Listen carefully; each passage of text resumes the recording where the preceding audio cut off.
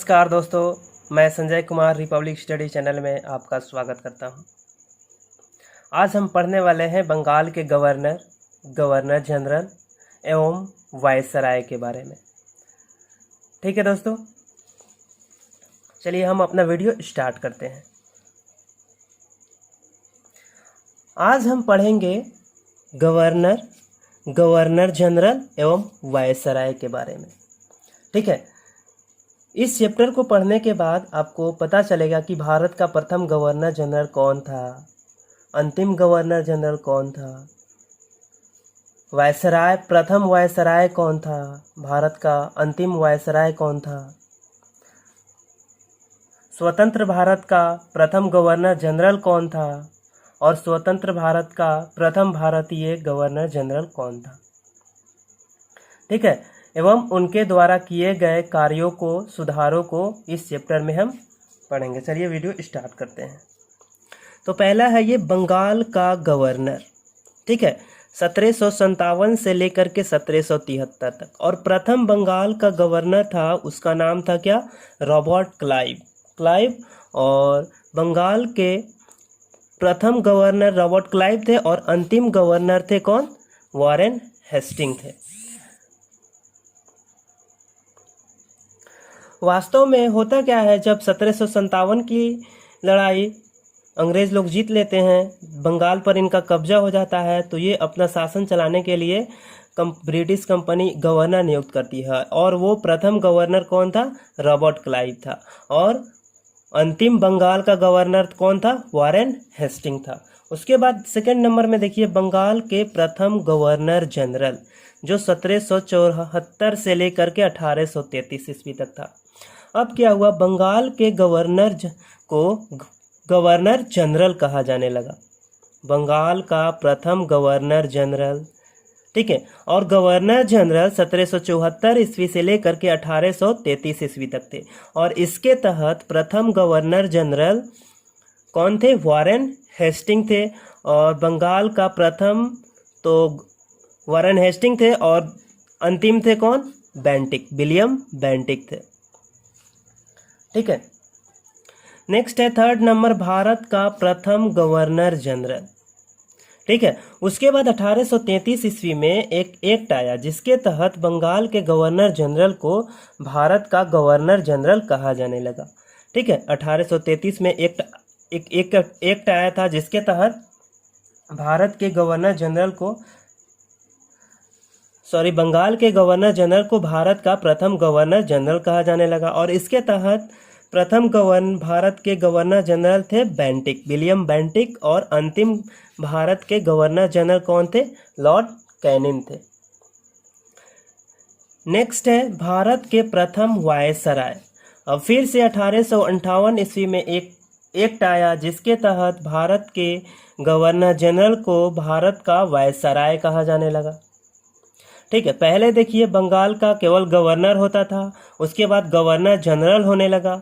उसके बाद बंगाल का जो गवर्नर जनरल था, उसको भारत का गवर्नर जनरल कहा जाने लगा। ठीक है, और भारत के गवर्नर जनरल के बाद उसको भारत का वायसराय कहा जाने लगा।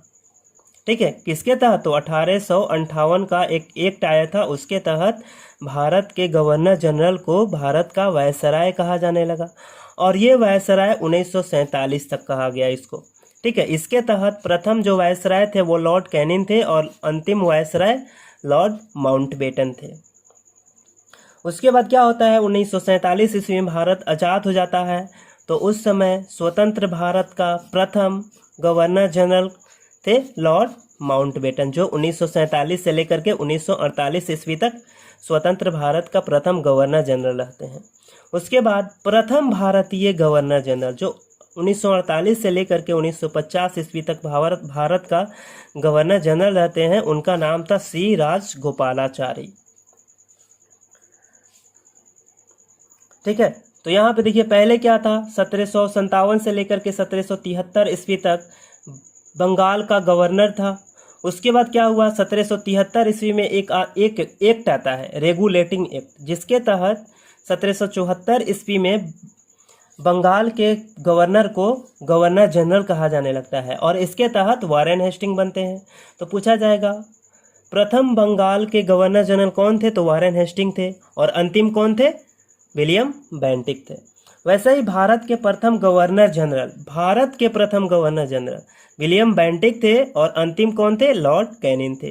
फिर यहाँ से पहले कैनिंग आ जाएंगे, फिर यहाँ से पहले माउंटबेटन आ जाएंगे। ठीक है, जो पहले वाले में सबसे लास्ट में होता है वो सेकेंड वाले में पहले आ जाता है। जैसे यहाँ पे देखिए गवर्नर में प्रथम क्लाइव और अंतिम थे वारेन हेस्टिंग। और इसमें क्या होते हैं, बंगाल के जो गवर्नर जनरल होते हैं तो उसमें वारेन हेस्टिंग पहले आ जाते हैं, यानी प्रथम गवर्नर जनरल बंगाल के कौन होते हैं, वारेन हेस्टिंग होते हैं, और अंतिम विलियम बेंटिक होते हैं। नेक्स्ट है भारत के प्रथम गवर्नर जनरल बेंटिक और कैनिन, फिर कैनिन माउंटबेटन सी राजगोपालाचारी। ठीक है, तो अब हम बंगाल के प्रथम गवर्नर जनरल को डिटेल्स में यहाँ पे पढ़ेंगे।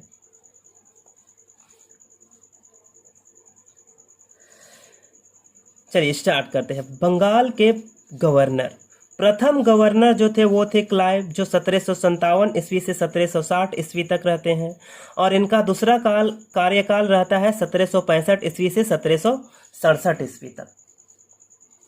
इनको बंगाल का प्रथम गवर्नर कहा जाता है। इन्हीं के समय प्लासी का प्रथम युद्ध हुआ था 1757 ईस्वी में, जिसमें अंग्रेजों ने बंगाल के नवाब को हरा दिया था।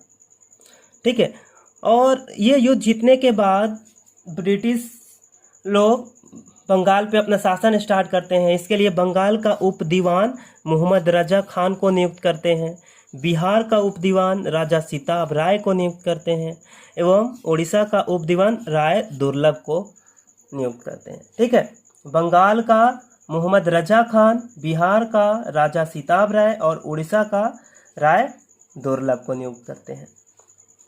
उसके बाद क्या होता है, बंगाल में द्वैध शासन लागू करते हैं।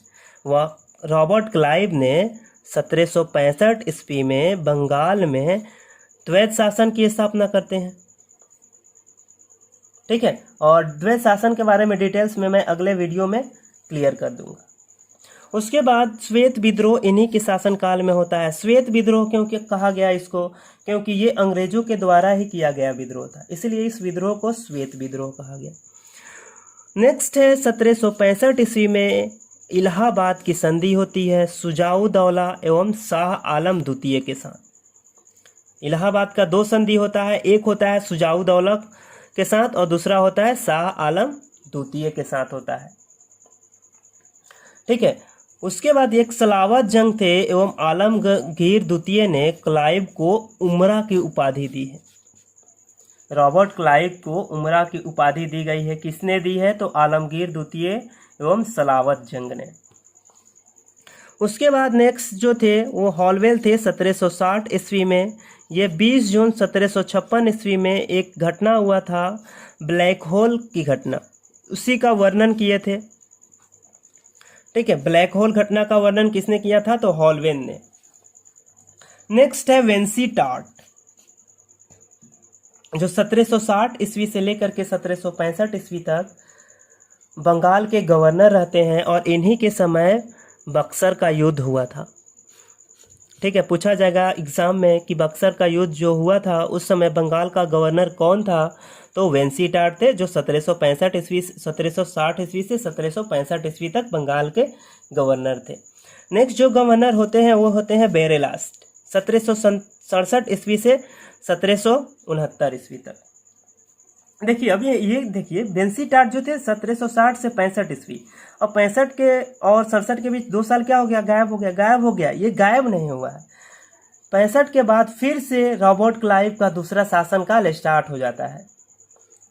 ठीक है, इसलिए इसमें गैप किया गया है। वेरेलास जो 1767 ईस्वी से 1769 ईस्वी तक क्या थे, बंगाल के गवर्नर थे, और इनको कहा जाता है द्वैध शासन के समय गवर्नर। पूछा जाएगा द्वैध शासन के समय गवर्नर कौन थे, तो वेरेलास थे। नेक्स्ट आते हैं कर्टियर, जो 1769 ईस्वी से 1772 ईस्वी तक बंगाल का गवर्नर रहते हैं, और इनके समय बंगाल में भयंकर अकाल पड़ता है 1770 ईस्वी में। ये अकाल क्यों पड़ा? वास्तव में हुआ क्या था कि रॉबर्ट क्लाइव में द्वैध शासन स्टार्ट कर दिया था, जिससे प्रशासन दूसरा कोई चलाएगा और राजस्व वसूली दूसरा कोई करेगा। यानी राजस्व वसूली करके सभी पैसा तो वो हड़प लेता था और प्रशासन को कुछ नहीं मिलता था, जिससे क्या हुआ, लोगों के लिए अच्छी नीति नहीं बनाई गई। उससे बंगाल में भयंकर अकाल पड़ा। कब? 1770 ईस्वी में, कार्टियर के समय। उसके बाद नेक्स्ट आते हैं वॉरेन हेस्टिंग्स, जो 1772 से 1774 ईस्वी तक, और इनका दूसरा कार्यकाल रहता है 1774 से 1785 ईस्वी तक। ठीक है। इनको बंगाल का अंतिम गवर्नर जनरल कहा जाता है, अंतिम गवर्नर कहते हैं। बंगाल का अंतिम गवर्नर वॉरेन हेस्टिंग को कहा जाता है। ठीक है। यही जो थे 1765 ईस्वी से 1772 ईस्वी में जो द्वैध शासन लागू किया गया था, जिसके कारण बंगाल में भयंकर अकाल पड़ा था, उसको समाप्त कर देते हैं। 1772 ईस्वी में वॉरेन हेस्टिंग ने द्वैध शासन को समाप्त कर दिया। क्यों समाप्त कर दिया? क्योंकि इसके कारण क्या था, बंगाल में भयंकर अकाल पड़ा था 1770 ईस्वी में। इसलिए जो अगला गवर्नर बने वो वॉरेन हेस्टिंग बने, और वॉरेन हेस्टिंग ने 1772 ईस्वी में द्वैध शासन को समाप्त कर दिया, और इनको बंगाल का अंतिम गवर्नर भी कहा जाता है। ठीक है। तो वॉरेन हेस्टिंग के बारे में नेक्स्ट पेज पे और भी डिटेल से पढ़ेंगे हम लोग।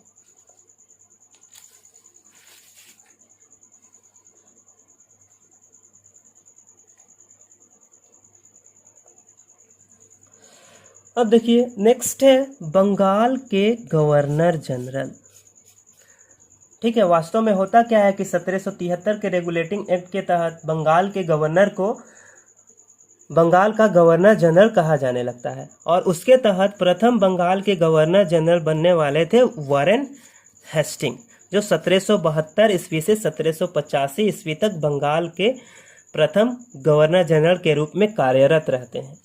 ठीक है।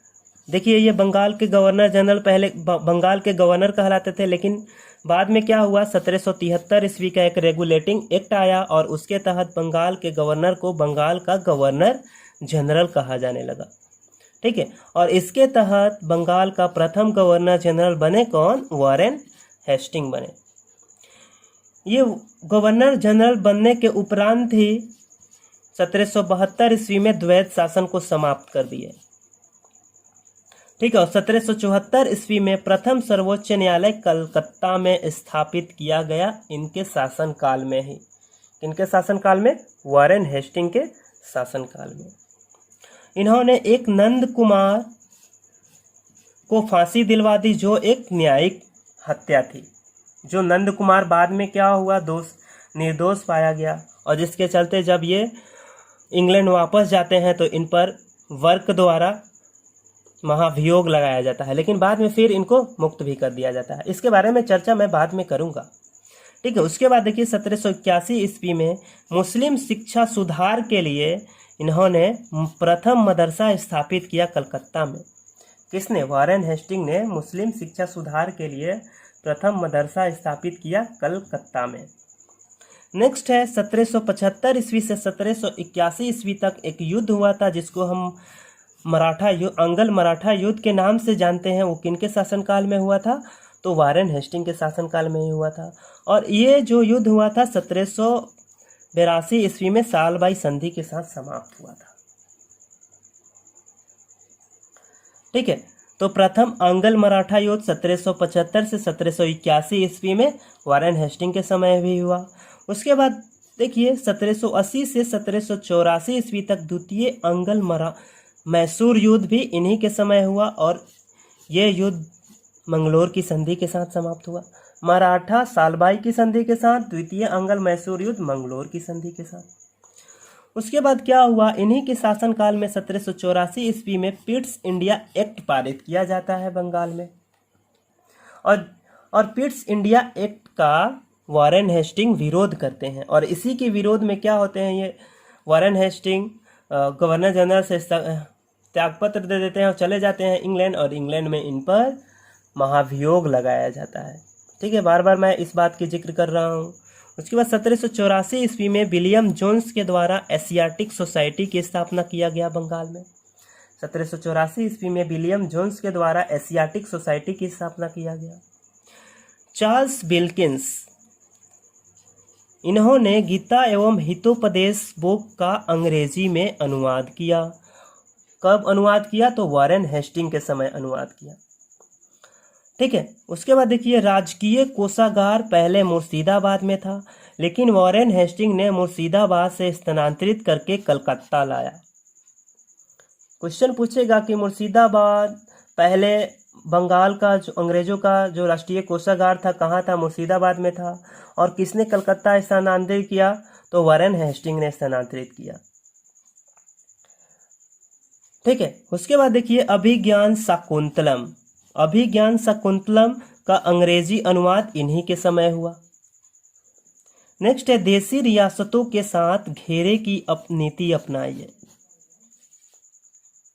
ठीक है, अब देखिए यहाँ पे ये क्या है, 1784 ईस्वी का पिट्स इंडिया एक्ट था, उसका विरोध करने पर इनको गवर्नर जनरल से हटा दिया गया, जिसके फलस्वरूप ये इंग्लैंड गए और वहां पे उसके बाद होता क्या है कि हेस्टिंग पर महाभियोग लगाया जाता है। क्यों महाभियोग लगाया जाता है? तो 1784 ईस्वी में पिट्स इंडिया एक्ट पारित किया गया था और इसका ही विरोध करने के कारण हेस्टिंग को गवर्नर जनरल पद से हटा दिया जाता है। और गवर्नर जनरल पद से हटाने के बाद ये इंग्लैंड चले जाते हैं और इंग्लैंड जाने के बाद इन पर महाभियोग लगाया जाता है एडमंड बर्ग के द्वारा। 1785 ईस्वी में इंग्लैंड जाते हैं और 1785 ईस्वी में ही इन पर महाभियोग लगाया जाता है, लेकिन 1795 ईस्वी में फिर इनको पूरी महाभियोग से मुक्त कर दिया जाता है। ठीक है, अब इनके बाद बंगाल के जो गवर्नर जनरल बने वो थे कर्नवालिस। इनका कार्यकाल था 1786 ईस्वी से लेकर के 1793 ईस्वी तक प्रथम कार्यकाल था और द्वितीय कार्यकाल था 1805 ईस्वी में, बस थोड़े से दिनों के लिए।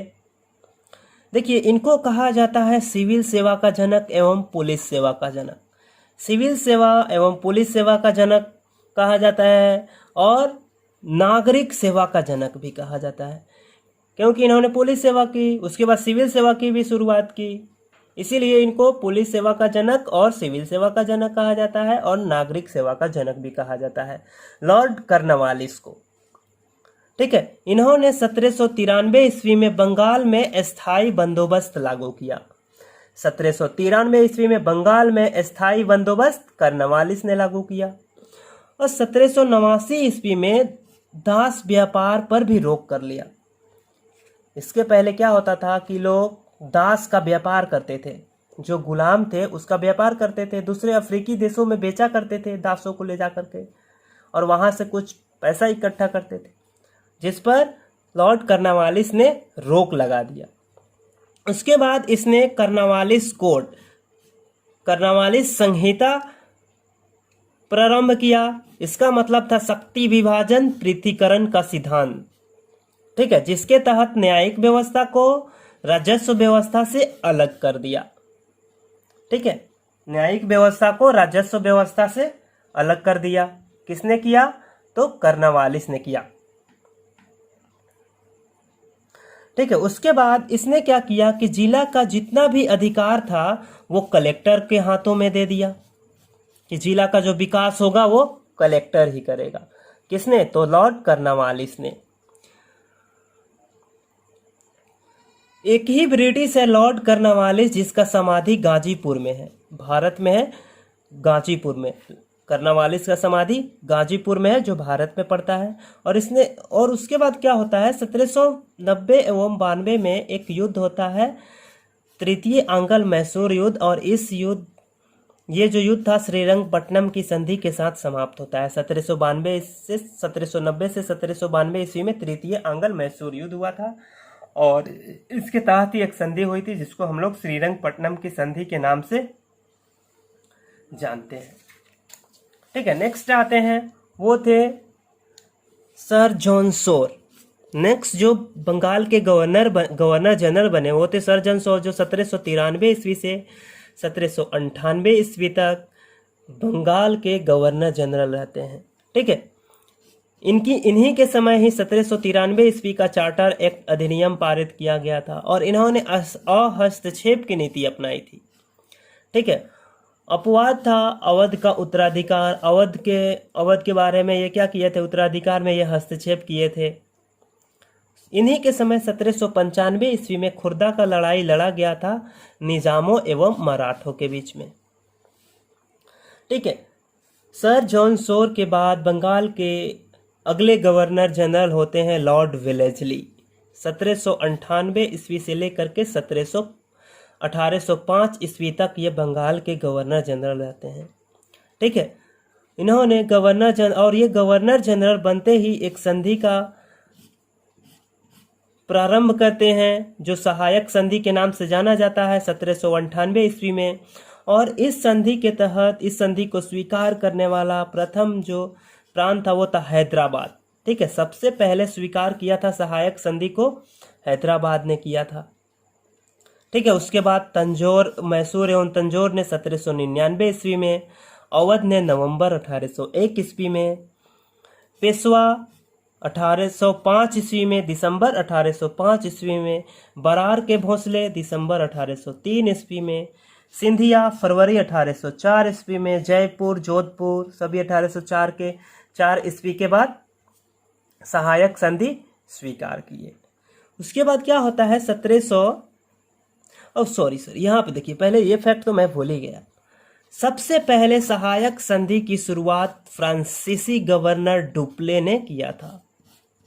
ठीक है, सहायक संधि जो लॉर्ड वेलेस्ली ने स्टार्ट किया, उससे पहले एक फ्रांसीसी गवर्नर था लॉर्ड डुप्ले, उसने क्या किया था, इसका शुरुआत किया था। ठीक है, अब आते हैं यहाँ 1799 ईस्वी में चतुर्थ अंगल मैसूर युद्ध हुआ जिसमें टीपू की मृत्यु हो गई और 1799 ईस्वी में ही लॉर्ड वेलेस्ली ने प्रेस पर प्रतिबंध लगाना शुरुआत कर दिया। इसने क्या किया, पहले क्या होता था, जो प्रेस होता था, जो भी पत्र छापा जाता था, उसमें छापने वाले का और प्रेस का नाम नहीं दिया जाता था। ठीक है, क्यों नहीं दिया जाता था, क्योंकि इसका अंग्रेज लोग विरोध करते थे और भारतीय लोग क्या करते थे उस समय, स्वतंत्र होने के लिए न्यूज़पेपर के माध्यम से, किसी न किसी माध्यम से क्रांतिकारी न्यूज़ जो थे अपने लोगों में फैलाते थे। लेकिन इसका जो पता चल गया लॉर्ड वेलेस्ली को 1799 ईस्वी ने, इसने प्रेस पर थोड़ी मोड़ी प्रतिबंध शुरू कर दिया कि जो भी प्रेस छापेगा कोई भी पत्रिका, उसका सबसे पहले उसमें संपादक का नाम होना चाहिए, छापने वाले का नाम होना चाहिए और ये सभी नाम पहले ब्रिटिशों को भेजेगा।